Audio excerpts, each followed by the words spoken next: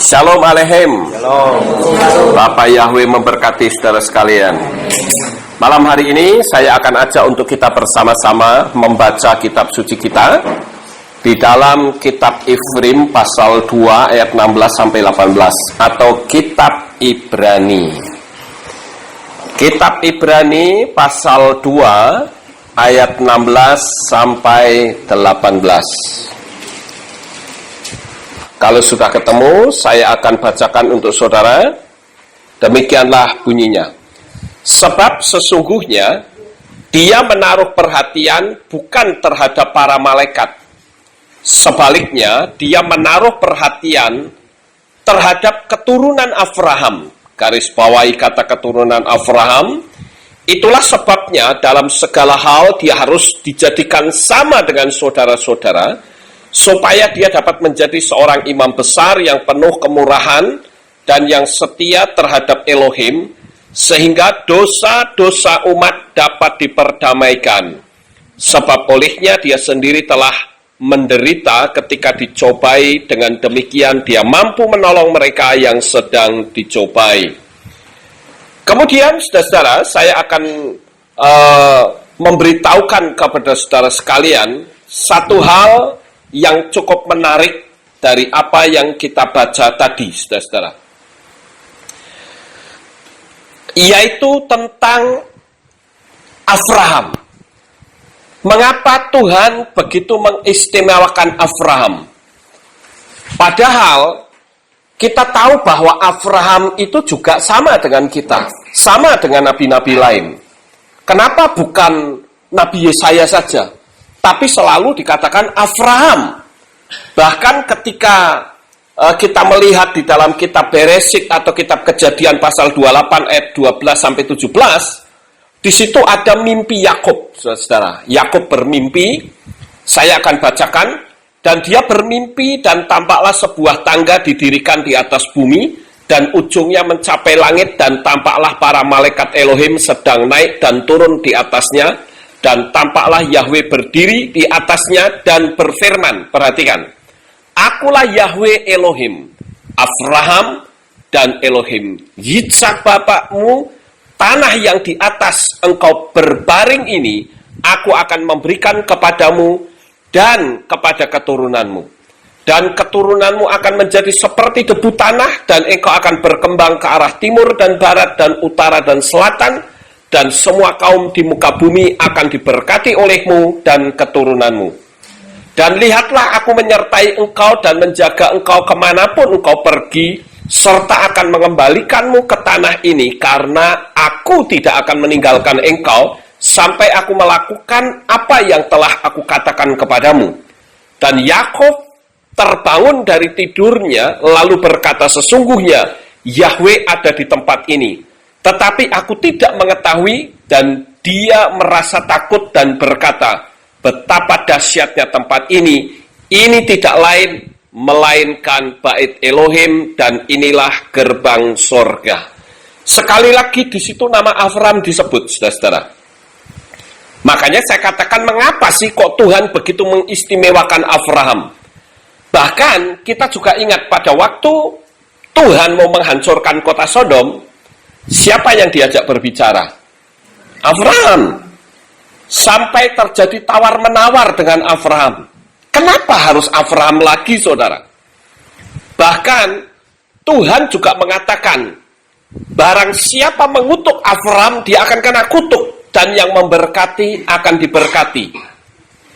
Kita bahkan juga disebut keturunan Abraham. Kenapa kita tidak disebut keturunan Yakub begitu? Kenapa disebut keturunan Abraham? Nah, sekarang kita perlu membuat sebuah pertanyaan.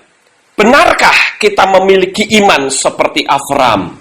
Lalu, kehebatan apa yang bisa kita lihat dari Abraham itu sampai dia disebut sebagai bapa segala orang beriman? Nah, saudara yang kekasih, kalau kita mendengar kata Abraham, semua orang pasti akan merujuk kepada Abraham mengorbankan Yitzhak. Tapi sebetulnya Tidak hanya itu. Coba kita lihat Abraham ketika dia masih berusia muda. Kalau kita melihat di dalam kitab Beresit atau kitab Kejadian, saudara hanya menemukan di situ Abraham yang sudah berusia tua, berusia 100 tahun. Tetapi pernahkah saudara melihat atau mendengar kisah tentang Abraham ketika dia masih muda, berusia 50 tahun?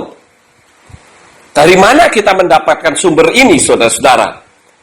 Ternyata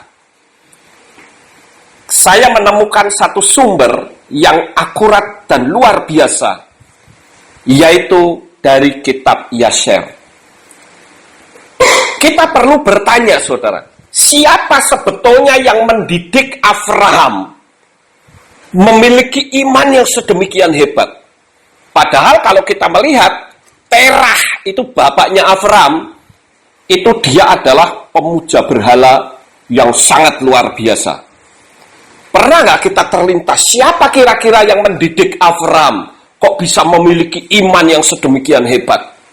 Kalau dilihat dari keluarganya, bapaknya penyembah berhala, ibunya juga penyembah berhala. Pasti ada sesuatu yang luar biasa. Nah, di sini saya menemukan di dalam kitab Yasher. Mungkin saudara akan bertanya, kitab Yasher itu kitab apa? Kalau kita melihat di dalam kitab Nabi Daniel, di sana ada satu nubuatan bahwa di akhir zaman itu nanti firman yang terselubung, kitab-kitab yang tersembunyi itu akan dibuka, saudara-saudara. Nah, saya menemukan kitab Yasher itu sumbernya sangat akurat sekali, detail dari kisah yang ada dalam kitab Beresit atau kitab Kejadian ada di situ. Nah, malam hari ini saya akan menceritakan kehebatan iman Abraham ketika dia masih berusia 50 tahun. Namun sebelum saya menceritakan ini, saya akan tunjukkan kepada saudara kitab Yasher itu sebetulnya sudah tertulis di dalam kitab Yosua. Kita membaca di dalam Yosua pasal 10 ayat 13 dikatakan demikian. Dan diamlah matahari dan bulan pun diam, sampai bangsa itu selesai membalaskan dendamnya atas musuh-musuhnya. Coba perhatikan ayat selanjutnya. Bukankah hal itu tertulis dalam kitab orang jujur? Nah, di situ ada kata kitab orang jujur. Kitab orang jujur ini apa? Dialah kitab Yasher. Yasher itu bahasa Ibrani dari kata jujur.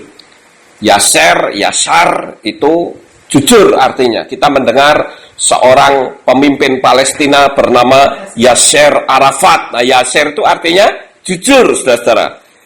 Kemudian kita melihat juga di dalam kitab 2 Samuel 1 ayat 18. Juga tertulis lagi, dikatakan demikian, dan dia memerintahkan untuk mengajarkan kepada keturunan Yehuda nyanyian ratapan ini. Lihatlah, hal itu telah tertulis dalam kitab orang jujur. Kitab Yasher disebut lagi. Nah, sekarang saya akan bercerita kepada saudara sekalian tentang iman Abraham. Kenapa Tuhan begitu mengagumi Abraham, saudara? Selama ini, sekali lagi, kalau kita mendengar kata Abraham, yang terlintas di pikiran kita adalah sebuah cerita yang terkenal, bagaimana Abraham mempersembahkan Yitzhak di Gunung Moriah. Ya, nah, saudara yang terkasih, kisah ini saya akan mulai, yaitu tentang siapa yang mendidik iman Abraham itu. Sekali lagi, Terah itu pemuja berhala. Dan Terah itu sebetulnya bekerja sebagai tentara perang Nimrod. Pada zaman itu, yang jadi raja itu Nimrod, saudara. Dan Terah itu bekerja sebagai tentara. Nah, sekarang untuk menemukan siapa yang mendidik Abraham maka tertulis di dalam kitab Yaser pasal 9 ayat yang ke-6, saya bacakan untuk saudara, demikian bunyinya. Afram ada di rumah Noah atau Nuh selama 39 tahun. Dan Afram mengenal Yahweh sejak umur 3 tahun. Dan dia berjalan di jalan-jalan Yahweh hingga hari kematiannya. Seperti Noah dan anaknya Sem telah ajarkan kepadanya, semua anak-anak manusia di bumi pada waktu itu sangat berdosa terhadap Yahweh dan mereka memberontak melawan dia. Mereka melayani ilah-ilah lain dan melupakan Yahweh yang menciptakan mereka di bumi. Penduduk bumi membuat bagi diri mereka sendiri pada waktu itu. Setiap orang punya ilahnya sendiri, ilah dari kayu dan batu yang tidak dapat berbicara, mendengar, ataupun menyelamatkan, dan anak-anak manusia melayaninya, dan itu menjadi Elohim mereka. Ini adalah kitab Yaser pasal 9 ayat yang ke-6. Jadi di sini kita tahu, saudara, bahwa yang mendidik Afram memiliki iman yang hebat itu tidak lain adalah Nuh. Karena sejak umur 3 tahun itu Afram sudah keluar dari rumah tangganya. Dia dititipkan di tempat Noah. Nah, di sini saudara, kita melihat bahwa pada masa itu semua orang dari mulai raja sampai budak itu semuanya penyembah berhala. Bahkan ayahnya Afram sendiri yang bernama Terah ternyata memiliki 12 berhala yang berukuran besar yang terbuat dari kayu dan batu. Dan Terah melayani berhala-berhala itu dan memberikan sajian. Di rumah Terah itu ada mezbah. Ya, mezbah untuk 12 berhala yang besar yang terbuat dari kayu dan batu. Nah, saudara, suatu saat Afram itu ingin melihat realita Yahweh itu seperti apa. Lalu pada suatu hari dia melihat matahari. Lalu dalam hatinya berkata, wah, jangan-jangan ini yang disebut Yahweh. Tetapi waktu malam hari, matahari tidak ada. Lalu Afram berkata dalam hati, pasti bukan Elohim itu. Kali ini dia melihat bintang-bintang. Ternyata, waktu pagi bintang-bintang nggak ada lagi. Afram ngomong lagi dalam hati, pasti ini bukan Elohim, bukan Yahweh. Sekali lagi saudara, saat itu semua orang tidak menyembah Yahweh. Dan Nimrod, bahkan seluruh pemuka-pemuka pembesarnya, saat itu punya satu rencana, punya permupakatan, bekerja sama, baik Put, Misraim, Kus, dan Kanaan, dengan kaum keluarganya, mereka rembukan satu dengan yang lain. Ini saya bacakan dari salah satu ayat di kitab Yaser, dikatakan demikian.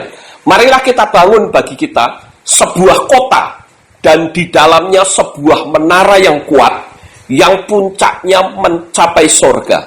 Dan kita akan menjadikan diri kita termasyur, supaya kita dapat memerintah atas seluruh bumi, supaya kejahatan musuh-musuh kita berhenti terhadap kita, supaya kita dapat menguasai mereka dengan kuat, dan supaya kita tidak tercerai-berai di seluruh bumi karena peperangan dengan mereka.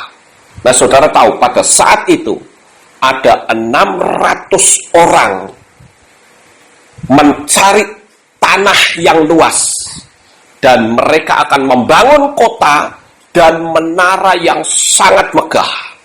Untuk apa? Bukan untuk kebanggaan diri, tetapi mereka bertujuan untuk menentang Yahweh, untuk menunjukkan bahwa mereka itu mampu. Wah, ini jahat sekali, saudara. Nah, pada waktu orang ini sudah mempersiapkan diri untuk membangun sebuah kota, ternyata ada 3 kelompok besar yang memiliki pendapat yang berbeda. Kelompok yang pertama berkata, kita akan naik ke surga dan berperang melawan Yahweh. Itu yang pertama. Kemudian yang kedua, kita akan naik ke surga dan menempatkan ilah-ilah kita di surga sana dan kita akan melayaninya. Itu kelompok kedua. Lalu kelompok yang ketiga berkata, kita akan naik ke surga dan kita pukul Yahweh dengan panah dan tombak. Saudara tahu, menara pada waktu itu sudah dibangun, saudara.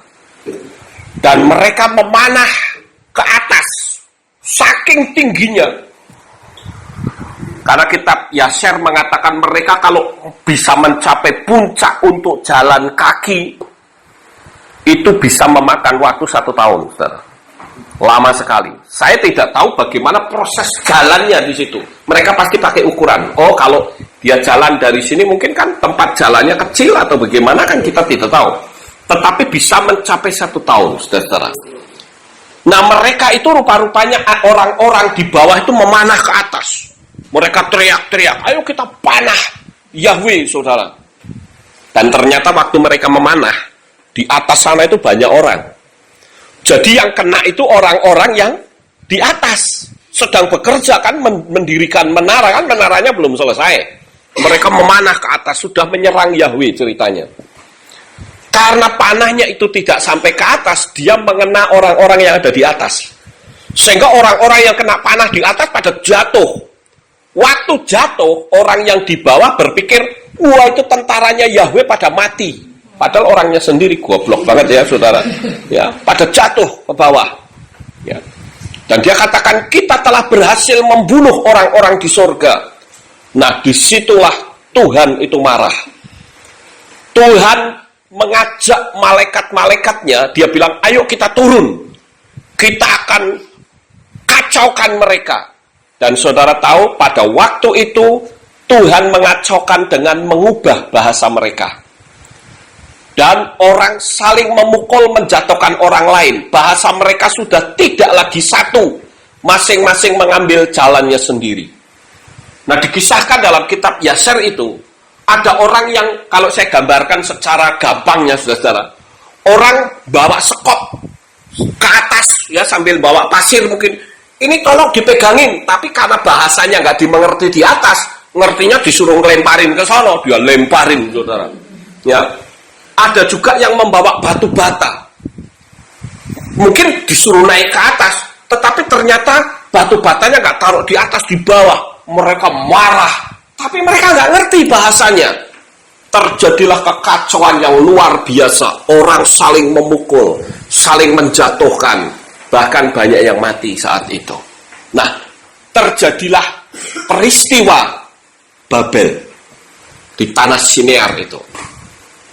Nah, sekarang kisah ini kembali masuk dalam kisah saat Avram berumur 50 tahun. Saudara yang terkasih, rupa-rupanya pada saat Avram ini berusia 50 tahun, dia pulang ke rumah Terah bapaknya. Dan betapa terkejutnya ketika dia masuk rumah, dia melihat patung-patung berhala ada 12 biji. Besar-besar, saudara. Lalu apa yang terjadi? Avram itu marah. Lalu dia minta kepada ibunya. Saudara tahu siapa nama ibunya Avram? Ada yang tahu? Istrinya Terah. Namanya adalah Amtelo. Seorang putri Karnebo, saudara. Amtelo namanya. Nah, pada waktu itu Avram minta supaya ibunya memasakkan daging kambing untuk persembahan kepada berhala itu. Lalu Avram itu duduk nungguin berhala itu, saudara.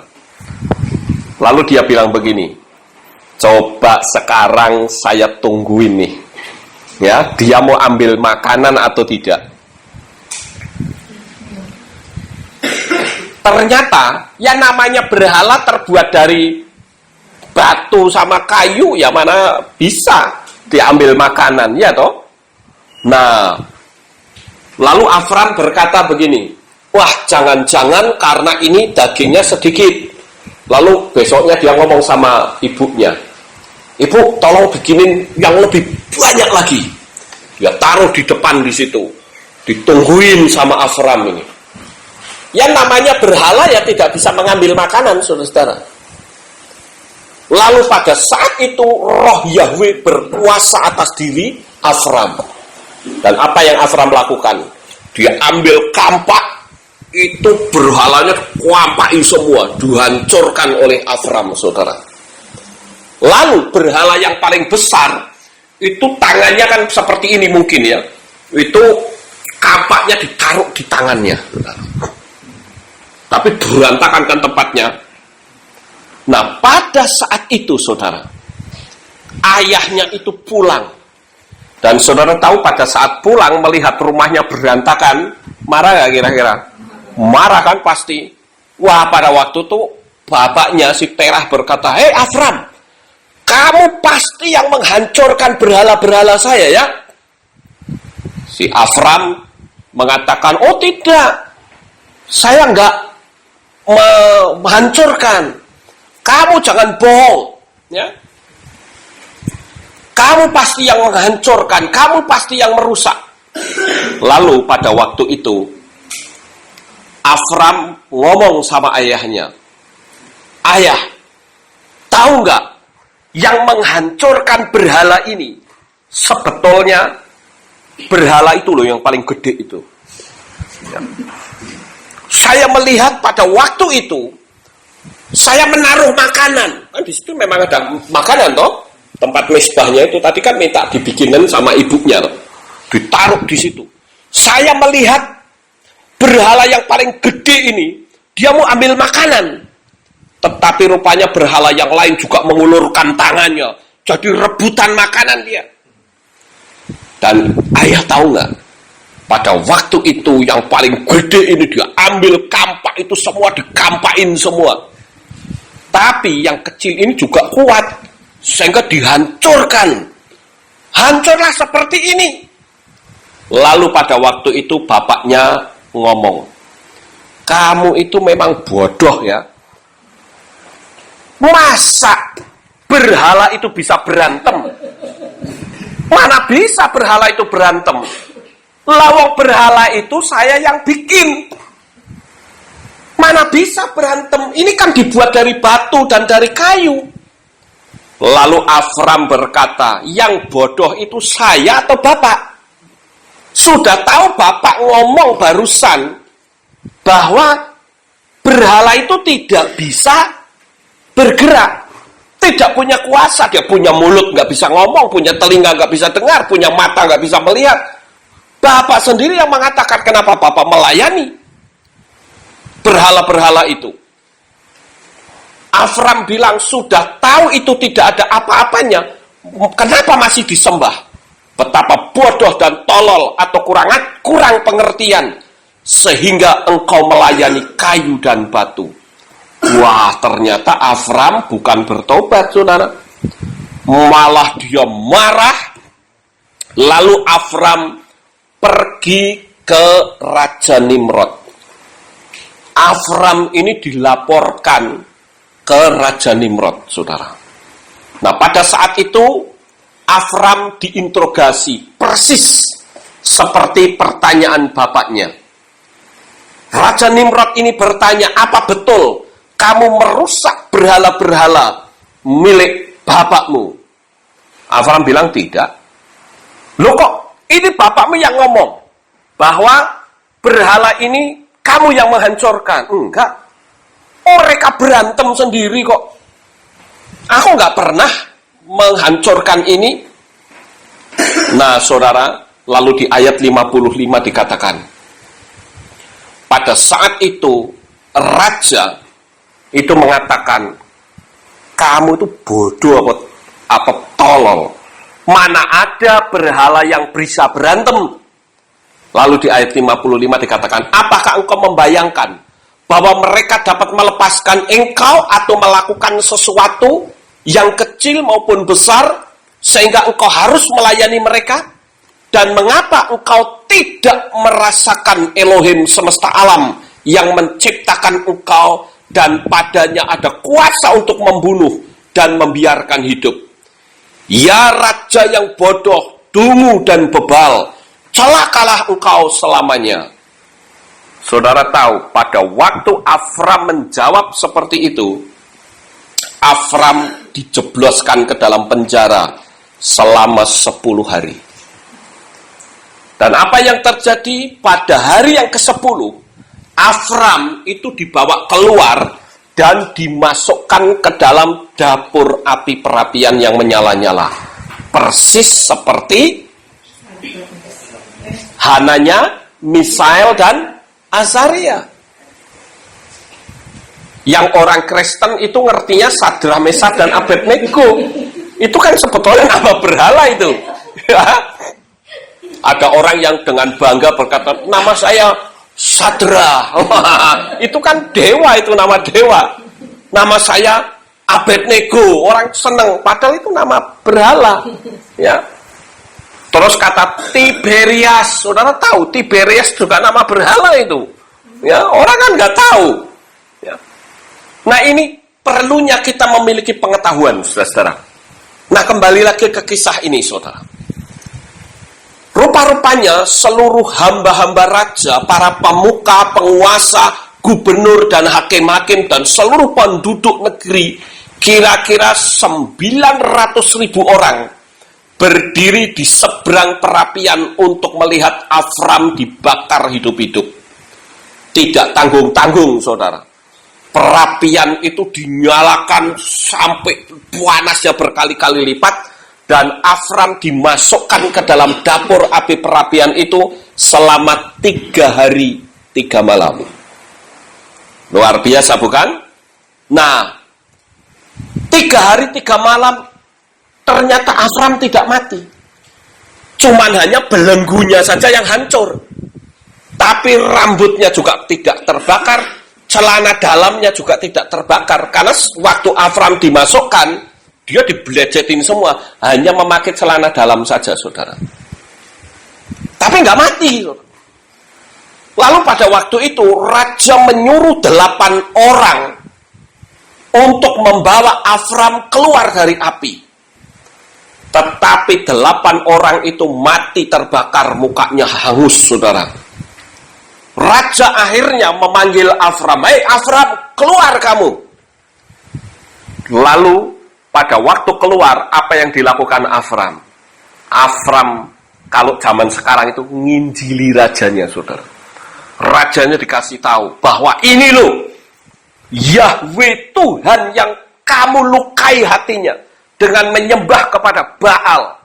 Buktinya dia bisa memberi aku hidup sampai hari ini. Lalu apa yang dilakukan raja? Raja Nimrod itu sujud di depan Afram, saudara. Nah, dari kisah ini, saudara, kisah ini saya hentikan di sini. Ada beberapa pelajaran yang menarik yang bisa kita ambil di dalamnya. Pelajaran apakah itu? Yang pertama adalah Afram menjadi kuat imannya karena sejak usia 3 tahun dididik selama 39 tahun. Ya, sejak dari usia 3 tahun dia dididik sampai selama 39 tahun. Jadi kesimpulannya adalah yang pertama, betapa pentingnya pendidikan iman sejak dini. Pengaruh di sekolah itu sangat berbahaya. Ya. Sekarang di mana-mana tidak aman, saudara-saudara. Kita melihat anak sekolah ini sekarang ada orang yang jualan permen, nggak taunya permen itu narkoba. Gila ini sekarang ini. Kondisi keadaan ini sangat luar biasa. Kemudian kita melihat ada orang yang diperkosa rame-rame. Sekarang kita melihat ada seorang perempuan, saudara, yang diperkosa, diajak bercinta oleh temannya, tetapi dia tidak mau. Akibatnya apa? Itu perempuan ditusuk kemaluannya dengan gagang cangkul sampai dia tembus ke paru-paru, saudara. Nah ini orang ini kan sekarang sudah ditahan dan katanya akan mendapatkan hukuman yang cukup berat. Nah ini kondisi keadaan dunia ini sudah tidak nyaman, saudara. Padahal yang saya dengar beritanya, orang yang ditusuk sampai ke dalam itu tetangganya, teman kerja bahkan. Ya. Kita juga melihat beberapa waktu yang lalu, ada seorang remaja putri yang diperkosa rame-rame karena dia kenalan di Facebook. Begitu kenalan, katanya sih cuma 10 hari setelah kenalan, lalu sering mengucapkan kata-kata cinta di Facebook, ya japri kan, jaringan pribadi, ya. Janjian mau diajak nonton, tapi ternyata dibawa ke satu tempat dan di situ sudah ada 5 atau 6 orang di situ, saudara. Akhirnya diperkosa habis-habisan sampai mati, ya, yang diperkosa itu. Ini kisah ini banyak sekali ternyata. Dan ini sangat membuktikan bahwa karena orang-orang ini tidak mengenyam pendidikan sejak dini, sehingga liar pikirannya. Maka saya katakan kepada seluruh jemaat agar supaya kita mulai mendidik anak sejak kecil untuk dikenalkan siapa itu Bapak Yahweh, saudara. Kita juga tahu bahwa dunia ini, ya, saya pernah mendengar ideologi dari komunis. Dia katakan pada anak umur 1 bulan serahkan kepada saya sampai umur 4 tahun. Nanti setelah itu ambil silahkan. Ternyata setelah dewasa ideologi komunis itu akan terus tertanam di pikirannya. Kenapa? Karena ternyata anak yang kecil itu otaknya seperti spons, menyedot, ya, menyedot apa saja dia tiru, ya. Oleh karena itu, saudara, saya menghimbau kepada saudara sekalian yang mungkin belum punya pacar, ya, jangan sampai kita terburu-buru lalu berkata, kalau teman-temanku bisa punya pacar, aku juga bisa buktikan, aku juga bisa punya pacar, bahkan bisa lebih dari 10 misalnya. Itu namanya ngaco, saudara. Ini bahaya sekali sekarang nih, ya, pengaruh-pengaruh dari luar. Ini pelajaran pertama yang kita bisa ambil. Yang kedua, Terah adalah seorang tentara pasukan perang Nimrod yang rumahnya penuh berhala. Bahkan ada mesbah-mesbah untuk 12 berhala yang besar. Artinya apa, saudara? Artinya pengaruh lingkungan yang tidak menggarami Terah, sehingga tidak punya prinsip dalam hidup dan mudah dipengaruhi dari luar. Berapa banyak anak-anak putri atau pria yang sekolah padahal dia sudah mengenal Bapak Yahweh, tetapi dia masih melihat-lihat primbon, melihat-lihat ramalan bintang. Nampaknya sederhana, tapi itu sebetulnya klinik, saudara. Nggak percaya kepada kekuasaan Tuhan, nggak punya prinsip, mudah dipengaruhi. Nanti kalau arusnya bicara tentang rambut dicat, misal ikut-ikutan. Jadi ikut-ikut dunia. Nah ini kan mengerikan sekali, saudara. Pengaruh yang paling gawat adalah orang yang tidak punya prinsip imam. Ya, tidak punya prinsip iman, itu mudah goyah. Kalau melihat orang terkenal, padahal teologiannya ngaco, kita ikut. Nggak punya prinsip kebenaran firman. Ya, oleh karena itu saya ingin supaya kita sebagai anak-anak Tuhan yang sudah mengenal Bapa Yahweh di dalam Yeshua HaMashiach, jangan sekali-kali iman kita goyah dari nama Bapa dan Yeshua HaMashiach itu. Ya. Karena kita tahu bahwa pengaruh di luar itu sangat mengerikan sekali, saudara. Kita harus punya prinsip. Sekalipun kita diancam, kita tidak perlu takut. Ya.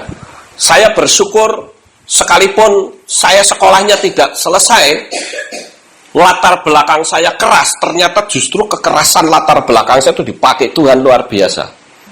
Karena saya tidak pernah yang namanya takut dengan ancaman dari dulu, saudara. Jadi kalau ada orang yang ngancam-ngancam gitu, biasanya langsung tak tatai sisan. Ya, saya bilang yuk nggak usah ngancam-ngancam deh, kita berantem lah. Ya, tapi saya bersyukur ternyata orang yang model kacau seperti saya ini, ternyata Tuhan bisa pakai dari sisi keberanian.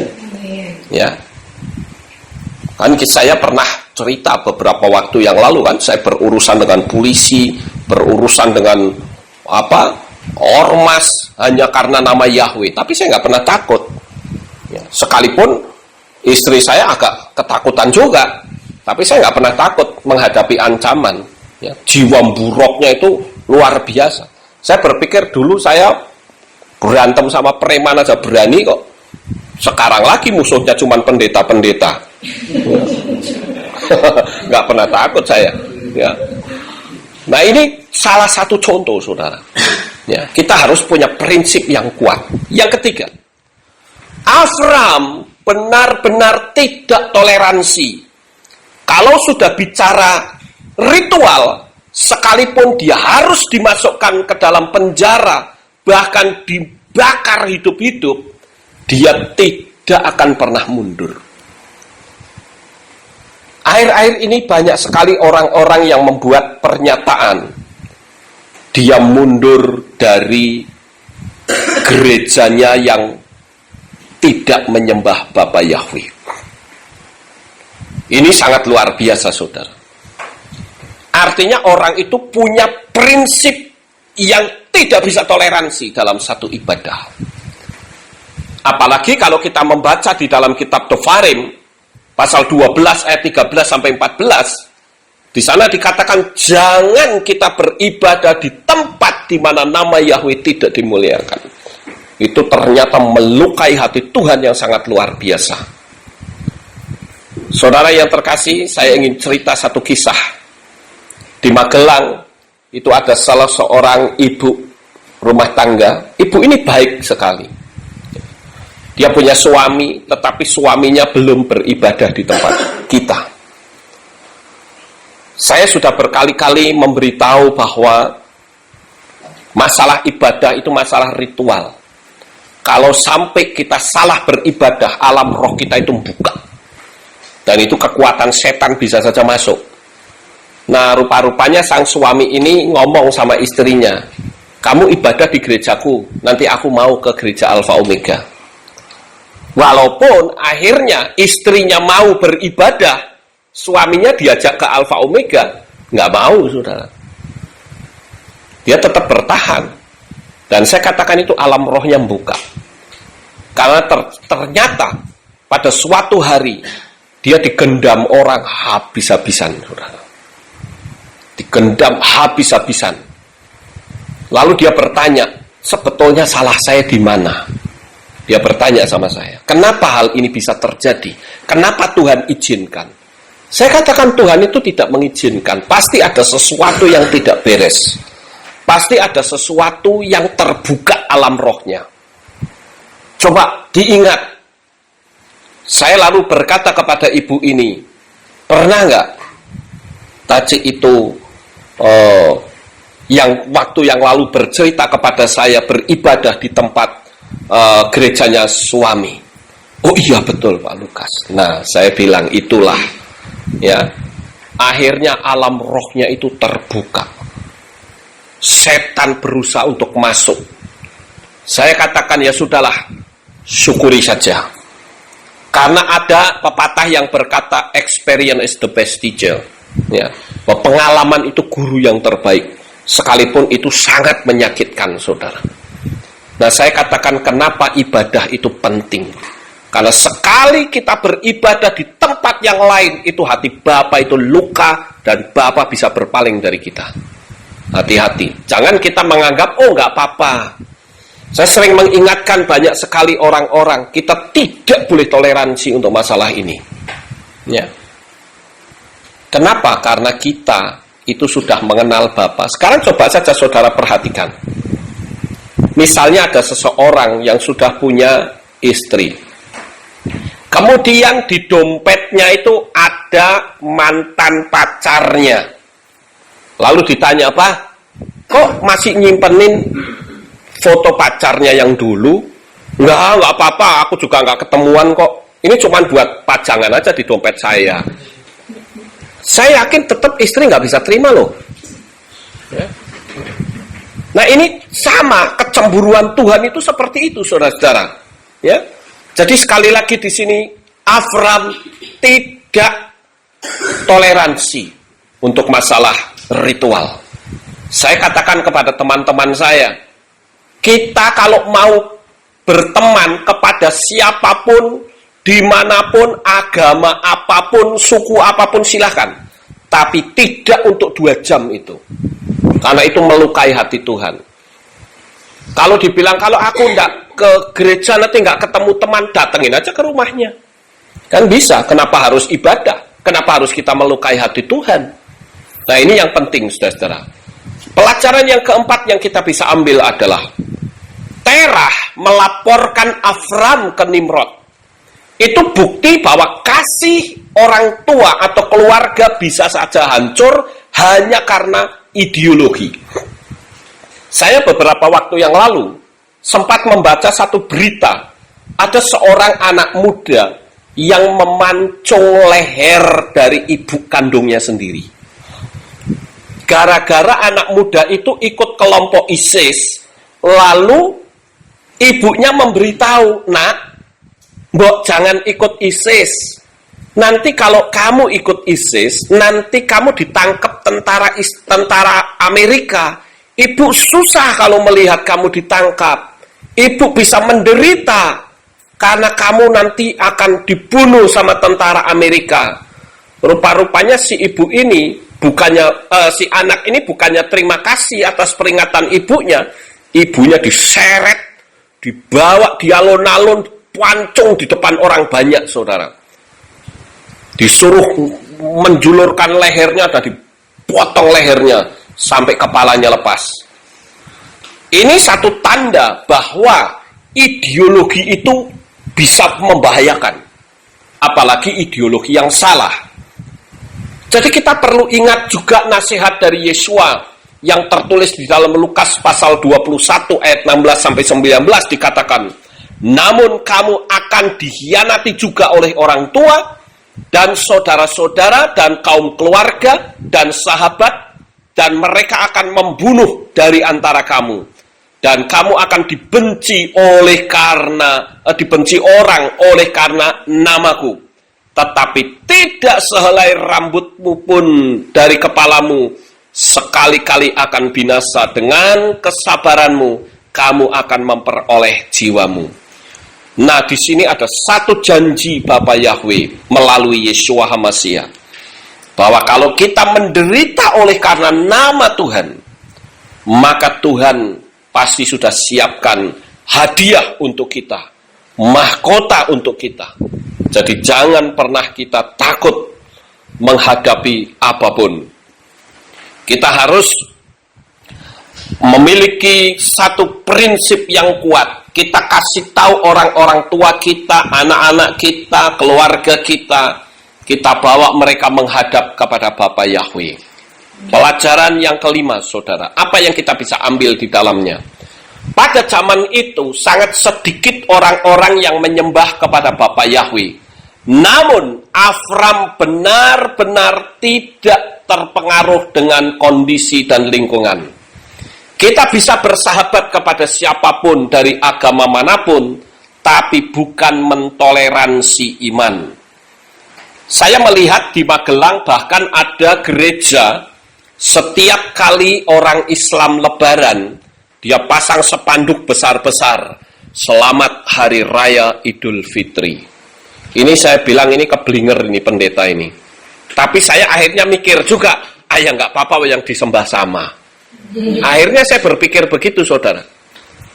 Pernahkah kita melihat orang Muslim yang memberikan ucapan selamat Hari Raya Paskah? Nggak pernah ada. Tapi kenapa orang Kristen bisa seperti itu? Pendeta lagi. Kan aneh itu, saudara. Ya. Kenapa orang beralasan tidak mau meninggalkan ibadah di gereja yang salah? Alasannya adalah karena temannya banyak di gereja itu. Sekali lagi saya katakan nggak masalah. Yang penting kita bisa kunjungi, ajak makan bersama, ajak jalan bersama, tapi untuk ibadah itu sebetulnya ya tidak boleh. Di dalam kitab Ulangan atau Devarim 12 ayat 13-14 saya bacakan, awasilah dirimu supaya jangan engkau buat persembahan-persembahan bakaranmu membumbung di setiap tempat yang dapat engkau lihat. Namun di tempat yang akan Yahweh pilih dari salah satu sukumu, di sanalah engkau harus membuat persembahan bakaranmu membumbung, dan di tempat itulah engkau harus melakukan semua yang telah kuperintahkan. Saudaraku yang terkasih, disinilah pentingnya kita bersama-sama berawas-awas di manakah tempat ibadah kita. Jangan sampai kita melukai Tuhan. Ya, jangan buat alam roh kita itu terkoyak dan berkat kita akan diambil oleh kuasa setan. Saya ambil contoh misalnya, jika saudara mencintai seseorang dan orang yang saudara cintai itu dihujat, maukah saudara mendukung orang yang menghujat orang yang saudara cintai? Saya rasa tidak mungkin, saudara. Kita pasti akan ikut sakit hati karena orang yang kita sayangi, orang yang kita yang kita cintai itu dilukai hatinya oleh seseorang. Ya. Jangan bikin alasan dengan menganggap nggak masalah beribadah di tempat pengagung berhala. Saya pernah mendengar satu kisah, ya. Ada seorang dukun yang bertobat, tapi ketika dia masuk ke gereja, betapa terkejutnya dukun itu, karena dukun ini bisa melihat alam roh, saudara. Waktu orang nyanyi Allah kita heran dan besar, itu yang datang setan-setan pada turun, saudara. Dukun ini kaget, loh kok ada setan-setan. Lalu kebetulan ada orang yang memberitahu seorang pengagung Yahweh, dia katakan, yang kamu panggil siapa dulu? Akhirnya dukun ini tidak lagi beribadah di gereja itu, saudara. Ya. Sekarang yang terakhir, yang keenam, saudara.